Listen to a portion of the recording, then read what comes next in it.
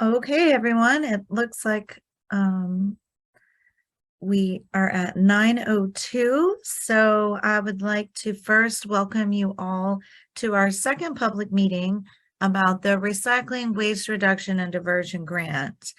And we will first like to introduce ourselves. My name is Lena Chambliss, and I manage the Recovery Materials and Abatement Program at Georgia EPD. Formerly was managing the Recovered Materials Unit. With the creation of the new program, has also come the creation of this great new grant that we're very excited to tell you all about today. Also on the meeting today, we have Sarah Knapp, who's an environmental specialist with us, Alyssa McCart, who will be managing the administrative side of the grant, and Hannah Tripp, who you all get to know and is now managing the local government scrap tire abatement reimbursement program. And I will hand it over to Hannah for a bit of housekeeping for the day. Good morning and welcome. My name is Hannah Tripp, and I am an environmental specialist with the Recovered Materials Unit of the Recovered Materials and Abatement Program. We will start off by going over some housekeeping. So we'll be pausing throughout the presentation to allow time for Q&A. If you've joined us on the web platform, we ask that you take a moment to open the chat, which is available to click at the bottom of your screen. Once the chat is open, please indicate if you'd like to make a comment or ask a question by listing your name and affiliation.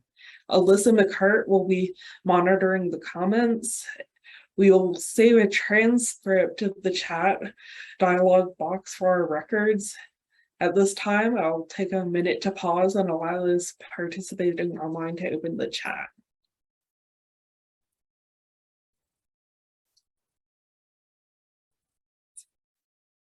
Okay, and I'll now pass it over to Alyssa. Hello, everyone. My name is Alyssa McCart, and I'm an environmental specialist with the RMU, and I'll be your moderator today. I will call out the names of those who have indicated that they'd like to make a comment in the order posted in the chat. When I call each name, I will unmute your connection so that you can ask your question or make a comment. If you type your question into the chat, I will read your question in the order that it was received.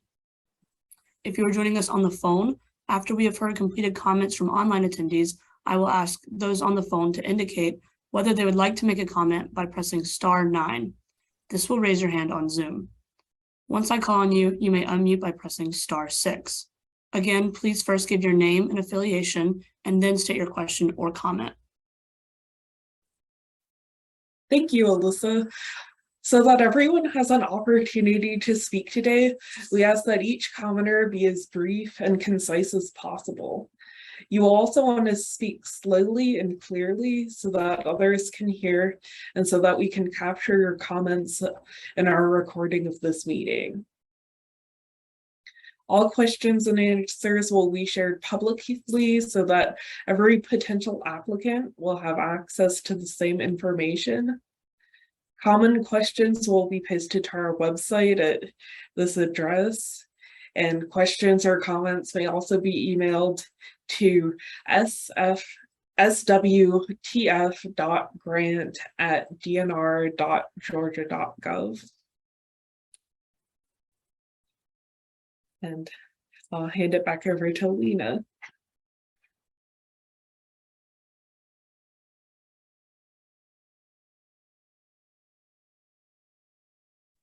Lena, I believe you're still muted. Thank you. Thank you both for the housekeeping information. And before we get started, I would like to launch a little poll to see what type of organization everybody on this meeting represents. So if you wouldn't mind taking just a moment to answer the poll, please, so we can see where everybody is coming from today.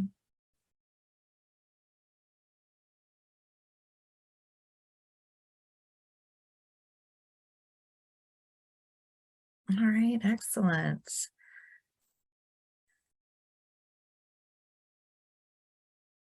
All right. Thank you all. I'm going to share the results here so you can all see. Looks like most of you are from county, the municipality, and public authority and nonprofits, about the same, and a few folks in the private sector. So welcome, everyone, and we are so excited to get started with this information today. So the brief outline of how we'll present this information is to get into a little bit of detail about the grant background, some project examples, eligibility, funding, and the grant cycle timeline.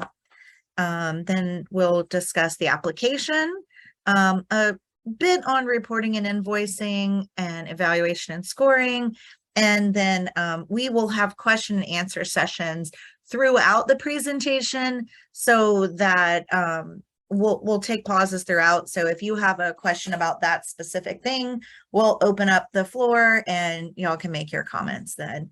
And then of course we'll have time at the end if anyone has additional questions or comments.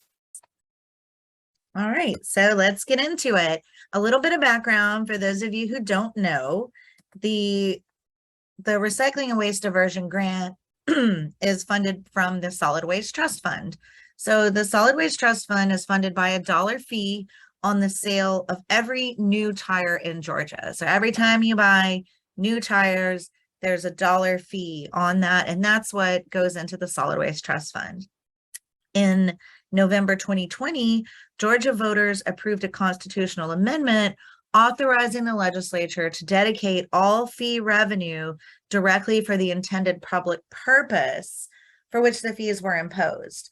Not only did this impact the Solid Waste Trust Fund, but this also took place for other state trust funds.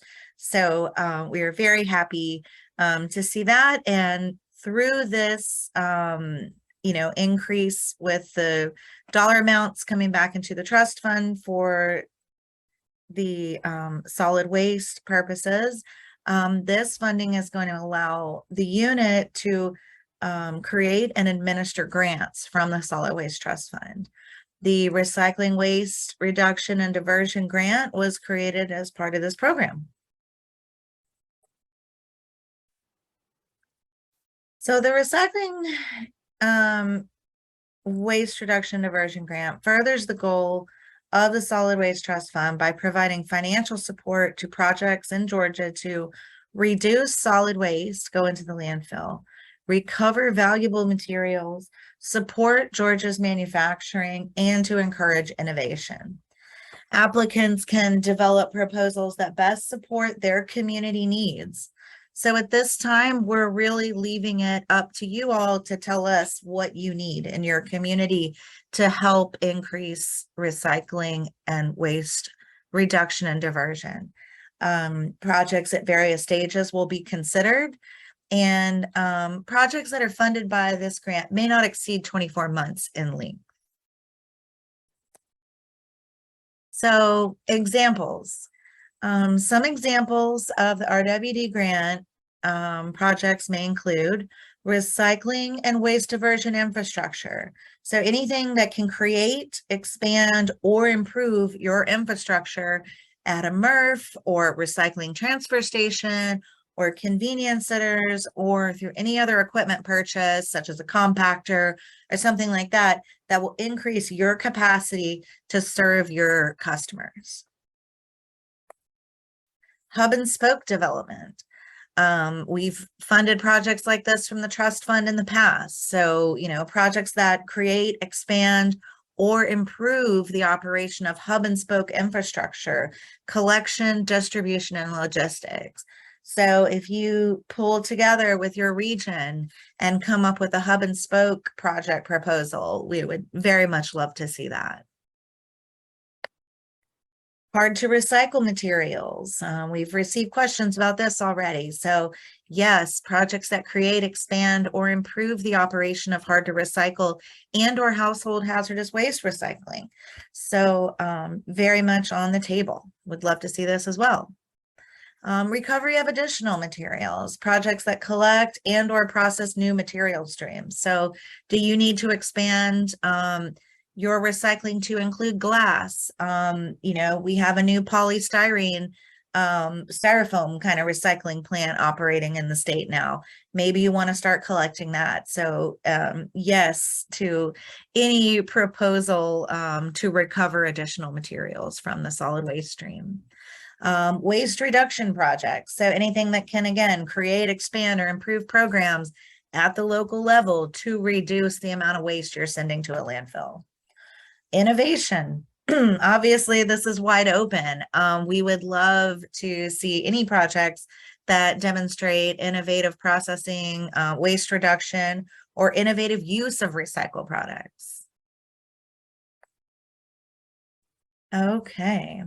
So at this time, I will take a pause to ask if y'all have any questions on the types of projects that could possibly be eligible. We will get into the application requirements and the funding and all that kind of stuff later. But at this time, does anyone have any questions about a project idea or anything, would X be eligible? I want to do A, B, and C. Is that eligible? Carol Roberts from Whitfield County asked in the chat, are education projects eligible? At this time, yes, we're going to say that they are. However, as we get into the discussion on the application and the scoring, what the projects that really are going to be the most competitive are the ones that are going to really start to recover volume and tonnage from the waste stream. So yes, everything is eligible like that, but maybe you might want to pair education with a new campaign to have, new drop-off centers to recover more materials. So if you partnered that with, the physical recovery of materials from the waste stream, that would be more competitive than just an education program alone. But also coming up, there will be federal money for education in the coming months. So we can also talk about that later. But great question, Carol. Thank you. All right. Anything else? I don't see any more questions in the chat, so I'm going to ask, oh, sorry, we just got one from Dina Keeler. Is expanding MRF infrastructure that debags and sorts contamination from post-consumer compost eligible? Debags and sorts contamination from post-consumer compost. Dina, I'd have to really take a look at what that is. If it's increasing your recycling tonnage capacity, yes. Then, and composting capacity, waste diversion, yes. So we can definitely talk about that offline. So I'd love to hear more. Okay, then yes, that would be, all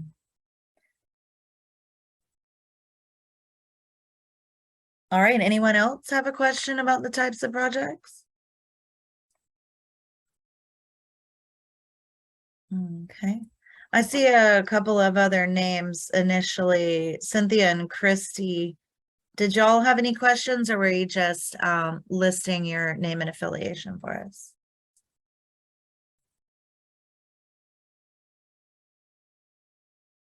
Okay, thank you. Great, glad to see y'all.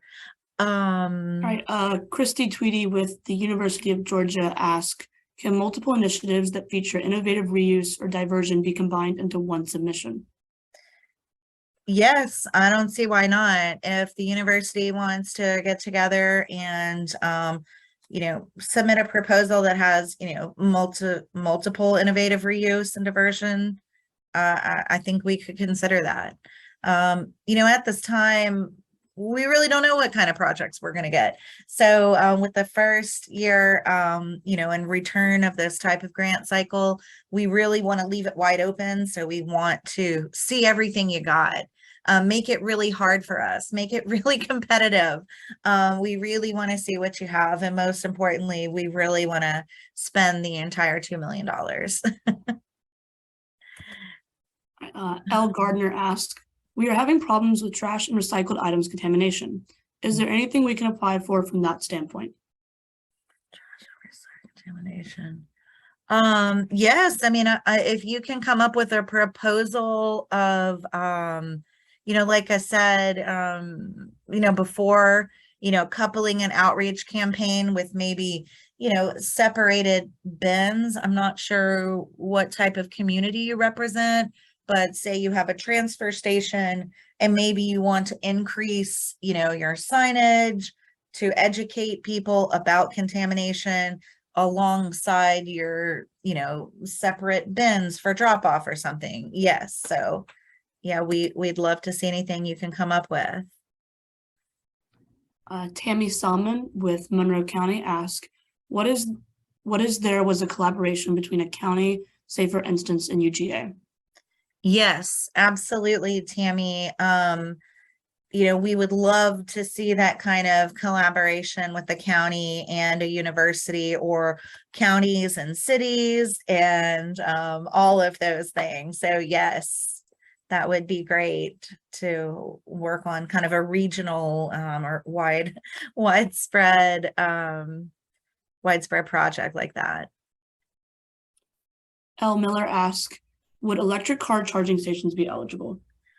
No, not for this grant cycle, but I do know that there is federal money for infrastructure for expanding the electric car charging station. So I would encourage you to sign up for the EPA grants newsletter, and everyone on this call should probably sign up for that, because also nonprofits will be included in some of the grant cycles for that as well. But there is federal money as well that will be coming from EPA soon. All right, if there are no more questions in the chat, I'll now ask that if any of our phone participants would like to speak, that you press *9 to raise your hand.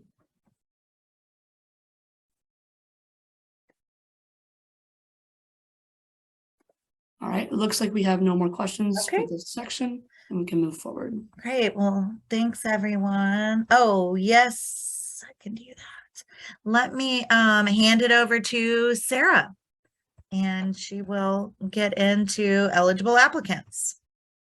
Hi, so good morning, everybody. My name is Sarah Knapp, and I manage the municipal measurement program among other duties for the RMU. And in looking at the participants, I know I've worked with several of you that are on the call today for the MMP. So eligibility. Eligible applicants and recipients for the RWD grant include counties, municipalities, or any combination of the same. We kind of lump counties and municipalities under the general term local government. So if you hear us say local government, that's who we are referring to. Other eligible applicants include public authorities, agencies, commissions, or institutions. This goes without saying, but all eligible applicants have to be in Georgia. So only Georgia local governments and public authorities. Local governments must also have a qualified local government status as of the date of their application. This is determined by the Georgia Department of Community Affairs. So if you're not familiar with what that is, you can check out the link on the slide. Next slide, please.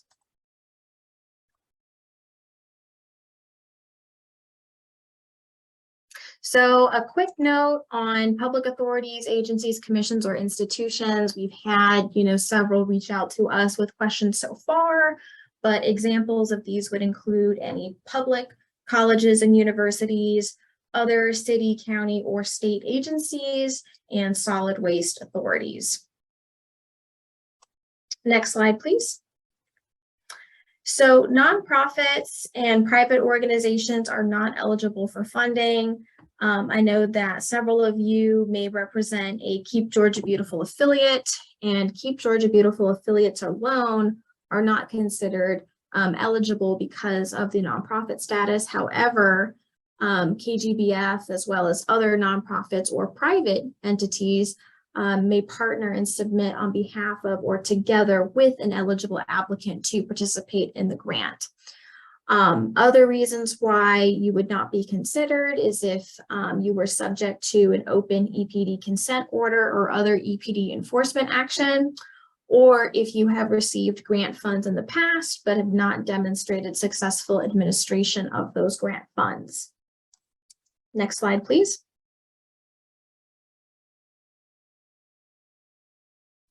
So grants will be awarded each state fiscal year, which runs July 1st through June 30th. And funding may vary from year to year, and there may be multiple rounds of funding in a year. Right now, we have a total of $2 million that is set aside for funding for this first grant cycle. Eligible applicants may apply for any amount up to the maximum available per cycle. So we haven't set any maximum grant award. So, we have 2 million. So you could in your application request the full 2 million. And, just to kind of give a little bit more clarity, I know like our STAR projects, for those of you that participate in that, we have $50,000 set aside for each local government to go after that. So the 2 million, it's not 2 million per entity, it's 2 million total for everybody. So, but again, there is no maximum grant award, and awarded grant funds may pay up to 100% of project costs. So we're not limiting, how you can use the funds, provided that you are following the budget and other application requirements, which we will get into in a little bit. So projects not selected in one grant cycle may be resubmitted in subsequent grant cycles. And it's important to note that grant funds are paid out on a reimbursement basis. So, you will be submitting an invoice and a reporting form to us, and then we will issue the check. So we are entertaining on a case-by-case basis if you require funds in advance to achieve your grant objectives. So all we're asking is that you let us know before you submit your application, save a copy of that email to submit as supplemental information. And then in the budget narrative, you'll need to provide an explanation on why you can't follow the reimbursement model and why you need the funds in advance. And also the requirements in the contract agreement will be a little different as well. And we can certainly talk more, offline if that's applicable to any of you. Next slide, please. So a match is a cash or in-kind resource commitment beyond the grant dollar amount requested. There is no minimum match required. You do not have to have matching. However, applications demonstrating a match will receive more points in the evaluation process. If you are planning to use matching, you must submit documentation to justify how you came to that value in your application. So, these can be through letters of commitment, copies of checks, payroll records, etc. But again, matching is not required. And, common sources of matching can include anything you are directly paying for, such as for engineering or construction, but it can also be in kind, in the form of donation, staff time, things of that sort. Next slide, please. So as far as the timeline, the application period opened August 1st, and the deadline for submitting applications is 4:30 p.m. on September 30th, 2022. And we're going to get into the application submission details towards the end. We are planning to review applications between October and November, and we'll be awarding grants between December and January. And I know a few of you have reached out, but we do plan to post the recordings of the presentations online. We already have a copy of the slides as well as the FAQ that was generated from the first stakeholder meeting that we had last week. And I believe we put the link in the chat to the website where you can access that information. Next slide, please. So any questions? Dina Keeler asks, are private universities like Emory eligible? Not on their own, but if they were to partner with an eligible applicant, then they could go after the grant.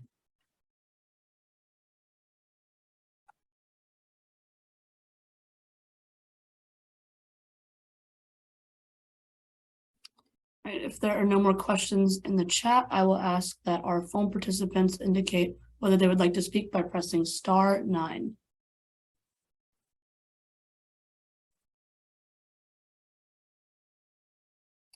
All right, it looks like there are no more questions. Oh, sorry, some just came through. Pam from Keep Elbert County Beautiful asks, can salaries be paid through the grant? We would need to see what that's going to look like in your application.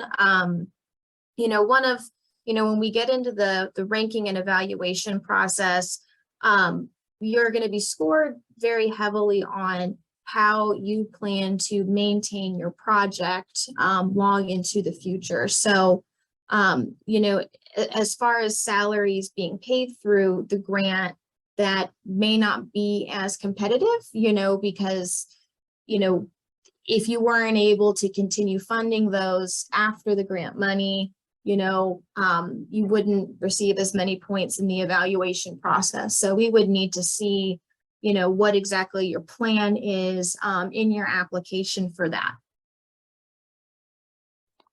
M. Flynn asks, how will the match amounts be evaluated, i.e. on a basis of % of the value of the grant? Yeah, so for the match, I believe it's, and we're going to go through this when we talk about scoring, but I believe it's 5 points for any level of investment, up to 10 points, depending on, what that percentage is to your total cost. So I want to say if you're matching 100%, then you would get the full 10 points.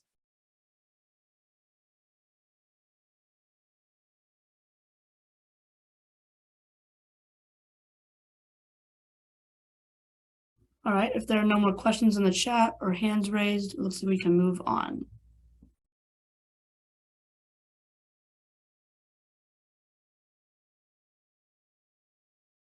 Okay, great. All right, so the application itself. To be considered for the grant, you need to submit a completed application. You may submit one project to the RWD Grant program per grant cycle. Now, we've had some questions about this, like versus one city agency versus another. And at this time, I'm going to say, like some of our larger cities have, multiple waste diversion projects going on in the city. I'm just going to encourage everyone at this time to apply, and we're going to just see what kind of projects we get and which ones are the most competitive and actively diverting waste from the landfill. So, let's say, one project, per grant cycle for your agency. All right, so some things to consider before you submit this application, and Sarah kind of went into a little bit of that when talking about salary. So does your project and organization meet the eligibility criteria first and foremost? Next, does this project meet the purposes of the recycling, waste reduction, diversion grant program? Does your project and organization have the support of the authorized official who's going to have to sign off on each step, especially if you're looking at much larger infrastructure kind of projects? Who in your organization is going to administer this project? Are you going to have a team of people? Now, if you're just buying a couple of roll-off bins for glass drop-off, obviously that's going to have a different level of project administration than, you know, building an expansion to your MRF, right? So just some things to think about. Next, does, you know, your organization understand the amount of work it's going to take to complete this project before beginning? And, you know, again, different levels of work for different types of projects. And is my organization able to see this project through to a successful and timely completion? So we will get into the invoicing and, you know, reporting requirements in a bit. But these, again, just some things to think about. And of course, if you're using matches, are you going to be able to sustain those matches? All right, so our application consists of the following pieces: a cover sheet, a project narrative, a budget narrative, budget form, and supporting materials. The template for the cover sheet is pretty straightforward. It's kind of just a quick at a glance, you know, cover page here, and with a brief project description, brief project description, and you're going to have the, you know, official authorized representative sign off on this application. So there's a little bit of detail on who that could be. Next, and probably most importantly, is you know, the project narrative. So this is where you're going to need to identify the need or the problem that you're having with your recycling system, and describe your project and how it's going to meet that need or solve your problem for your community. So your project objectives, we really want we really want to see the objectives and describe it in the SMART goals kind of format. Specific, measurable, attainable, relevant, and time bound. So we're going to get into the measurability and the metrics in a little bit more detail. So describe quantifiable metrics that you will use to evaluate your project's impact on recycling, waste reduction, and diversion. Then describe how you're going to evaluate your process. How are you going to know if it is successful or not? Where are you at right now, and where are you trying to go? So we really want to see some numbers to also back up that project narrative. Project implementation and timeline. Again, this is going to be very different for different types of projects. So we're going to need you to submit a plan with clearly identifying steps for your project implementation. Now, if it is purchase a roll-off bin for glass and set it up, that's a very different plan than, you know, citing a transfer station or citing an expansion of a material recovery facility. So, you know, this is really just going to depend on your type of project. But we do want you to describe the start, any milestone events, and of course, the completion date not to exceed 24 months. Again, getting back into the project metrics and evaluation, identify the metrics that will be used to measure the project success, and describe how those metrics are going to show that the project is likely to result in increased recycling and diversion of waste from landfills and waste reduction. So additional information. Also, if this is applicable, so any coordination with other local governments, or I think as it mentioned, maybe local governments and UGA, consistency with local or regional solid waste management plan or other projects. Maybe, you know, some of your neighboring communities or universities want to participate, and this can, you know, here's the place where you can describe, you know, that greater buy-in from a larger region. How this project brings together new resources or innovative approaches to recycling and waste reduction and diversion. Applicants, if you have any buy recycled ordinances, policies, practices, or procedures, if you use Georgia-based supplier products or services, and any additional benefits of the project, right? So if you're now going to divert and recover 20% of your organic stream that used to be going to the landfill, you're also going to offset, X, tons of carbon or something like that. But yes, any other additional benefits, we would love to see that as well. And last but not least, a project that is near and dear to our hearts, the Georgia Municipal Measurement Program. So if you are participating in this free resource for our local governments in Georgia, then please do say so.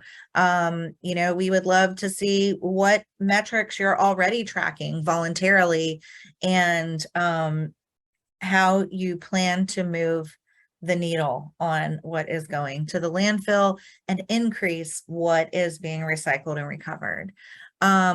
This section here, this additional information will also allow you bonus points. So for those of you who are not yet in the municipal measurement program, I'm sure Sarah can post a link so you can get your data into that program as well. And all right, I will pause here for any questions about the application itself. It's pretty simple. It's pretty straightforward. It's really just leaving it up to y'all to present the information to us and demonstrate to us how, you can use this money for the greatest impact of recycling and waste diversion. Angela Johnson asks to please explain further what the Georgia Municipal Measurement Program is about. Okay, I will definitely hand that over to Sarah to discuss a bit about that briefly.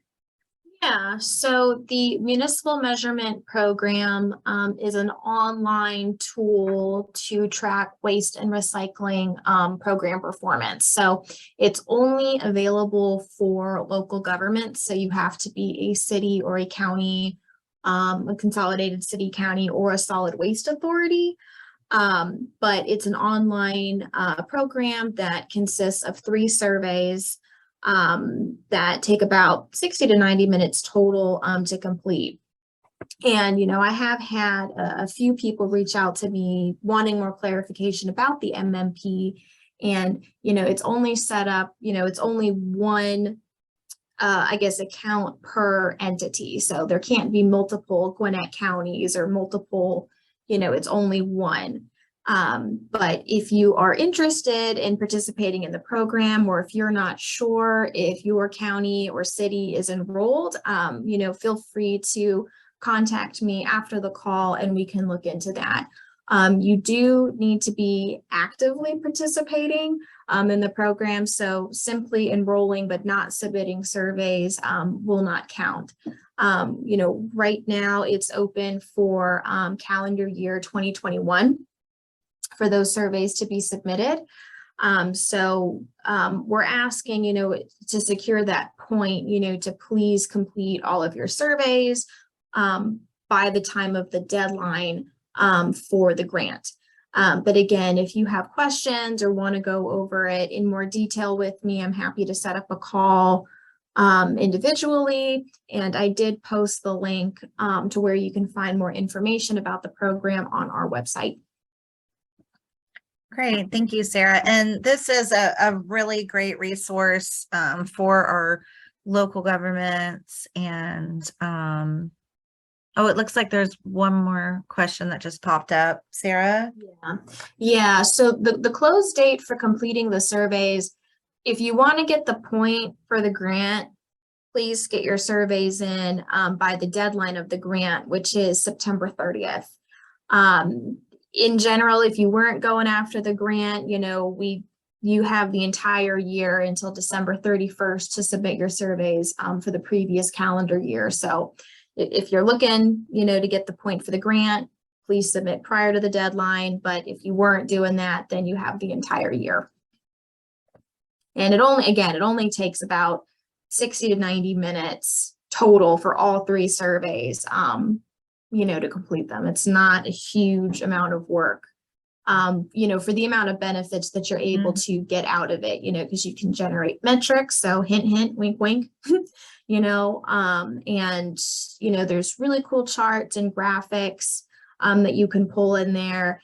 And, not for nothing, but, we were able to pull a tremendous amount of data out of it from the, participants that have been completing the surveys. And that's what helped us build this grant, was being able to learn and understand, what are the challenges that our communities are facing and what do they need. So participating in that, even if you don't, have tonnage, which is a big portion of the MMP is recycling and MSW tonnage. Even if you don't have that, because that program is handled by a third party, that's okay. There's still value in completing and participating in it. Where a lot of our communities get value from it is by reporting the data that they have, because they manage a drop-off center. And so that's, very common throughout the state. Just about every county or so has a recycling drop-off center. So thank you for the questions about the MMP. Yeah, we love sharing that information because it is such a great free resource for local governments. So yeah, and obviously we could talk about that all day, but does anyone else have any application questions before we move on to the next section?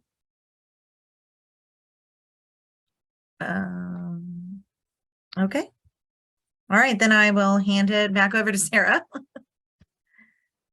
to discuss the budget narrative. Alrighty, so the budget consists of two parts. There is the narrative and the budget form. For the narrative, we are looking for you to indicate the amount requested from EPD through the grant. So this may be a little different than the total cost of your project. So, for example, if your project costs 100 grand, but you only need 75 from EPD, that would be the amount requested is the 75,000. Also describe any match items if applicable. If you're not using matching, completely fine. But if you are going to be using any matching, just, describe what that's going to look like. You don't need to go too heavy into the financial details here because that's going to be covered in the budget form, but, just provide that narrative piece for us. The bulk of the budget narrative will be the cost effectiveness and project longevity. This is where, we want to know how your project will continue to sustain itself long into the future. So, this is where you make the case for why EPD should invest. So we're asking you to describe how the funds will be spent. We're asking you to describe the cost effectiveness of your project. So an example of that would be equating the grant dollars spent per weight or volume of materials diverted from the solid waste stream. Lastly, describing how the projects and its benefits are likely to be perpetuated after grant funds have been expended. So the key to think here is maintenance. How will your project maintain itself? So examples of this could include tipping fees, usage fees, things of that sort. Next slide, please. So there is a very simple table for you to use in the application for the budget form. Indicate what the cost is for in the description. So this should match up with what you would put in the budget narrative piece. Indicate the amounts of grant funds requested per line item. Also document your match contributions if you're using matching. And again, everything in here should be in dollars. Also detail the anticipated expenditure date, which should be listed as the quarter or quarters in which the expense is expected to occur. And timeline can't exceed 24 months. So add all the numbers up. Don't forget to double check your work. And documentation for each line item should be provided, such as quotes for equipment purchases or payroll for salary costs. Match items should also be documented, and these can come through the form of letters of commitment. All of that should be submitted as supporting materials, which is the next slide. So attach supporting materials as needed. They should be clearly labeled and identified, throughout the application. In general, this will mostly be the documentation used for the budget and for matching. Please only attach relevant information. I know many of you have really nice solid waste plans or sustainability plans. Please only send us the parts that relate or support your project. While there isn't a page limit on the application, we don't want 700-page applications either. Next slide, please. So applications may be submitted through email or mail, and we have our mailing address as well as the email address posted on this slide. Email is definitely our preference, but you may send multiple emails if file size or attachments are too large. We're just asking that you use the following naming convention in your subject line. So start with your applicant name, RWD Grant application, and then just number the emails in case there's more than one that are coming through. Applications may also be hand delivered. The only thing we're not accepting are applications through fax. Next slide, please. Okay, so we're going to go through reporting and invoicing pretty quickly. More details will come for those who are selected for award. So recipients are required to submit quarterly reports throughout the duration of the project, and quarterly report forms will be provided to you. We are asking for a final report at the end of the project that includes a summary of the metrics, as well as a summary of the project. For invoicing, recipients must submit a reimbursement request form along with invoices and proof of payment. And, we will provide you with the reimbursement request form, and they may be submitted along with the quarterly reports or as needed, no more than once every 30 days.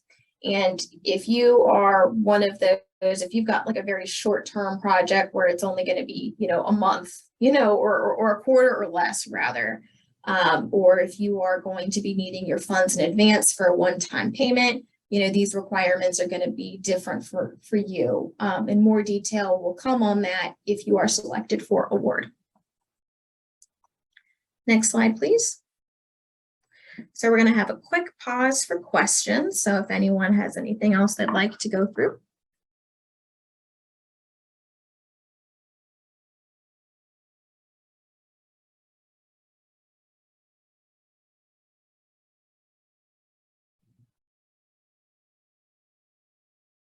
All right, I'm not seeing any questions in the chat, so it looks like we can move forward. Okay. So evaluation and scoring. So applications will be reviewed by EPD to determine if the applicant and proposed project are eligible. So that's some of the stuff that we talked about in the beginning. Are you a local government? Do you have an open consent order? Eligible projects will be scored according to the evaluation criteria. EPD will fund projects starting with the highest ranking score first and will continue awarding funds to those qualifying applications until EPD has exhausted all available funds for that grant cycle. So, we've got $2 million to spend. We're going to spend all of it. So I'm not sure if we've touched on this or not, but EPD reserves the right to modify scopes and budgets. So your grant award may be less than requested.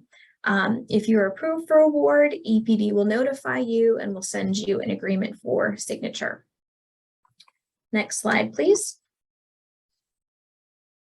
So here are the minimum application requirements. They are set up as pass-fail, and you have to hit all of them in order to be considered for grant award. So I'm going to pause for a quick 30 seconds for y'all to read these off the screen.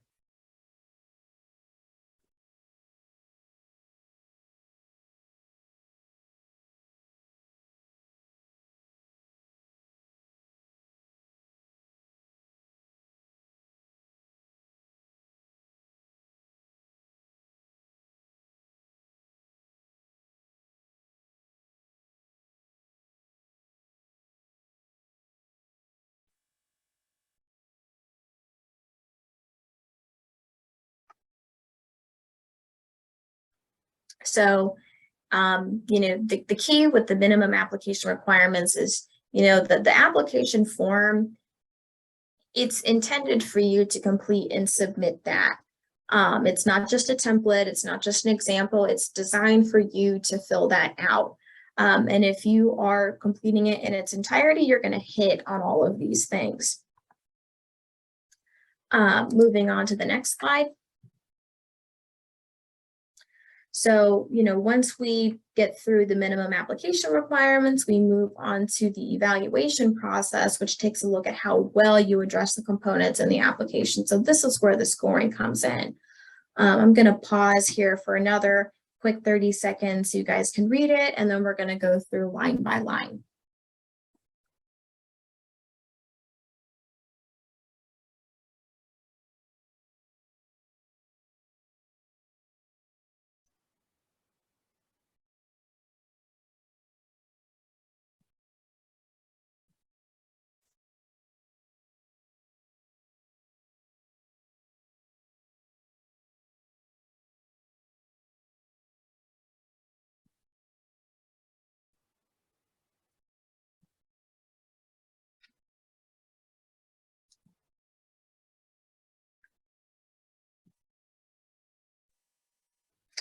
Alrighty, so there are up to 100 points that you can be awarded out of the main evaluation criteria, and there isn't like a maximum or a minimum amount of points you have to score here. For award, we're going to be starting with the high, whoever scored the most first, and then work down the list until we don't have any more grant money to disperse. Also, the total points are set up kind of like as a scale. So it's not, for the first line, it's not 10 points you automatically get. It's a range, from 0 to 10. So that's how the scoring works. So for the first line, you get 10 points for how well did your application address the need, purpose, and objective that the project has for the proposed affected community. It's a bit of a mouthful.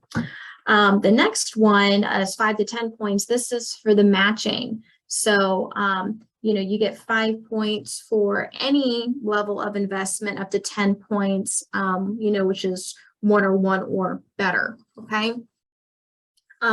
25 points is for your plan. So this is huge. Okay. Is your plan achievable? Is it easy to understand? Is it likely to result in the achievement of the outlined objectives for the proposed project? Another one that's huge are your metrics. We really want to see numbers here. Are your metrics quantifiable? Did you demonstrate how the project will make a significant impact in achieving the recycling, waste reduction, and diversion goals? 15 points for your budget. Do you have a clear and coherent budget?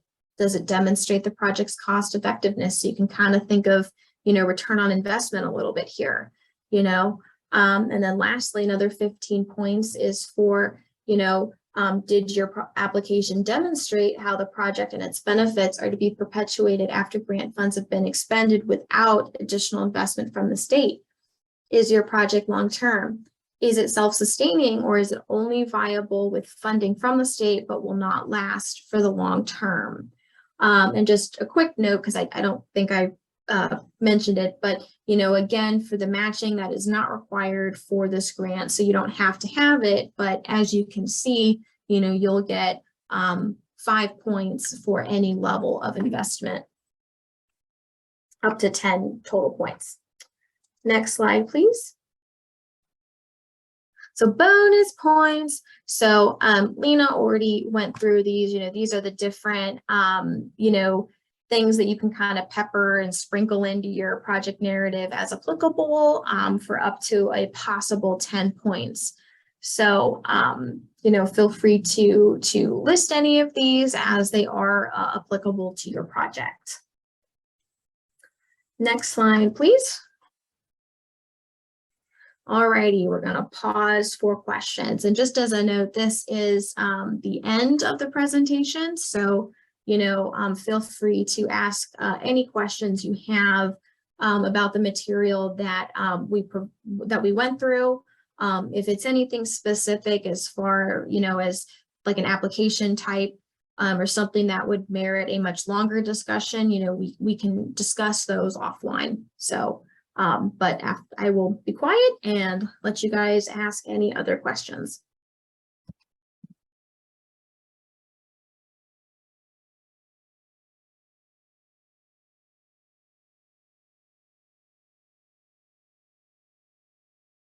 Yeah, and while we're waiting, I would just like to say that, we're also open to discuss any of the proposals or ideas that you have. If you guys, want to reach out to us, please let us know. Dina Keeler asked, can you send the presentation out? Yes, Yes. Oh, go ahead, Sarah. sorry. The presentation slides are available on our website under, I believe it says RWD Grant documents. So the link for that should be in the chat. Yes.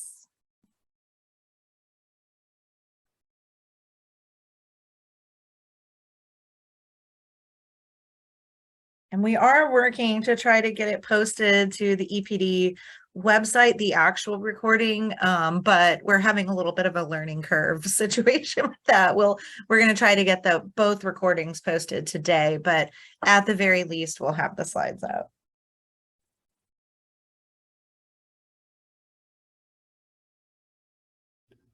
Angela Johnson with the county government asks, are studies, plans, and designs eligible for projects?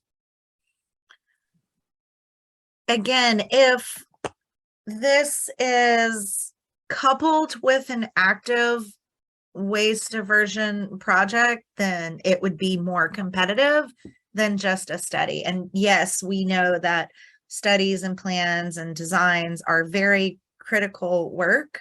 But at this time, we're really looking for projects that are more focused in actual waste diversion, or at least partnered with actual waste diversion. And again, there will also be some federal money for things like this that should be announced within the next 2 quarters. So definitely, again, sign up for some of that federal announcement for the new bill grants. And through the Swiffer program, there will be money and funding for planning and studies.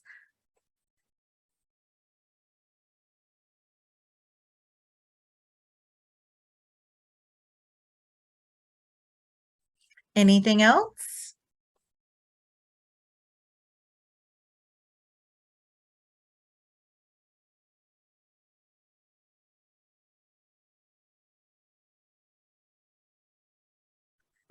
Thank you. Thank you all.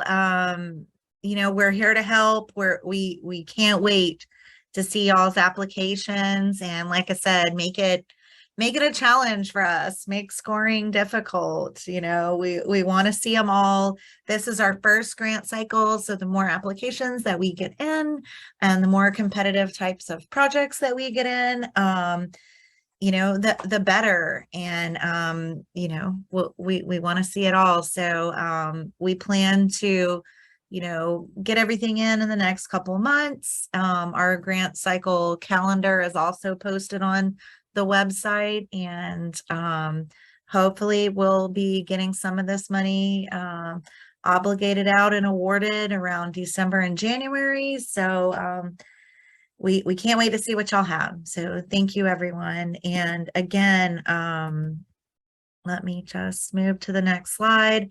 We are, here to help you. The fastest way to receive a response is to send your questions to the Solid Waste Trust Fund grant email address listed below. And that way we can record everything and share those Q&A with everyone. So again, thank you all. And are there any other questions, Alyssa? There are no more questions in the chat, and no one is requesting to raise their hand. So Okay. it looks like we can move forward. Okay, great. Well, again, thank you all for attending, and we hope to see your application soon.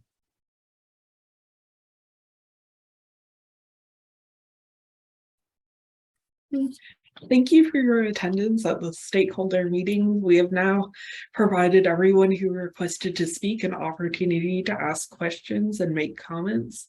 Thank you for your interest in recycling and waste diversion in Georgia and for your participation in this meeting.